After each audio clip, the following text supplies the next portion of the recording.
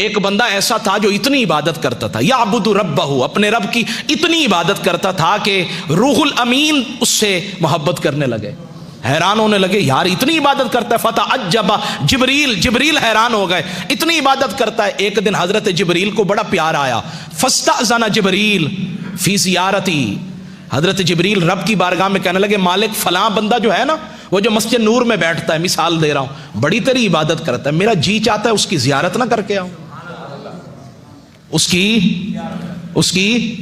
जियारत ना करके आऊं। हजरत जिब्रील ने जब ये बात की ना, रब ने फरमाया तुझे इजाजत मिलेगी, अज़ीना लहू, इजाजत देते हैं, बिशर्तिन, लेकिन एक शर्त है। क्या शर्त है? का अन यंजुरा फिल लोहिल महफूज, लोहे महफूज में उसका असल, उसकी जो किस्मत है ना, तकदीर है, जरा वो देख लो। जब हजरत जिब्रील ने लोहे महफूज में देखा ना, तो कहते वहां तो उसको शकी लिख दिया था, बदबख्त लिखा हुआ था। हैरान हो गए, जमीन पे उतरे, उस बंदे की तरफ गए, सलाम दुआ के बाद उसे बताया मैं जिब्रील हूं। वो फिर भी उसकी इबादत में लगा रहा। कुछ होते हैं जो हजरत खिजर के पीछे भागते हैं, और कुछ वो होते हैं, हजरत खिजर भी आ जाए ना, मैं बेअदबी नहीं कर रहा, वो कहते हैं जी खिजर आना तेरा आना मुबारक, लेकिन जिसकी इबादत मैं कर रहा हूं ना, मुझे किसी के लिए तवज्जो देने की जरूरत नहीं है। तो फरमाते बात खत्म हो गई। फरमाते हैं हजरत जिब्रील ने कहा तुझे अल्लाह ने बदबख्त लिखा है। वो पता क्या कहने लगा? अल्हम्दुलिल्लाह, नहीं सुबह ऊंची वाना सुभाना, हर हाल में राजी रहना, जैसे तू राजी वैसे मैं राजी। कहने लगा अल्हम्दुलिल्लाह, या अल्लाह तेरा बड़ा करम है, कम से कम लिखा तो है ना, बदबख्त लिखा तो है ना, कुछ तो लिखा है। इधर लिखे फिर भी तेरी मर्जी है, इधर भी लिखे तेरी मर्जी है, कम से कम इतना तो दिलासा है कि तूने लिखा है।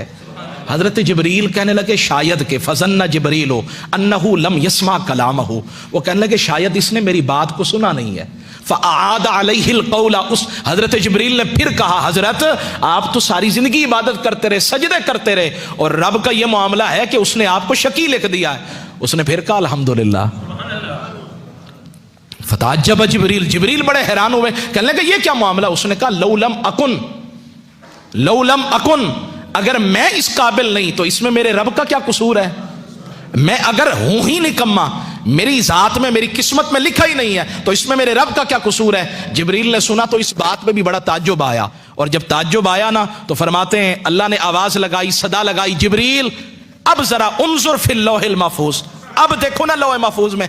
अब जो देखा, फरमाया वहां बदबख्तों की लिस्ट से नाम निकाल कर ना रब ने बख्त वालों में उसका नाम लिख दिया था। या अल्लाह ये माजरा क्या है?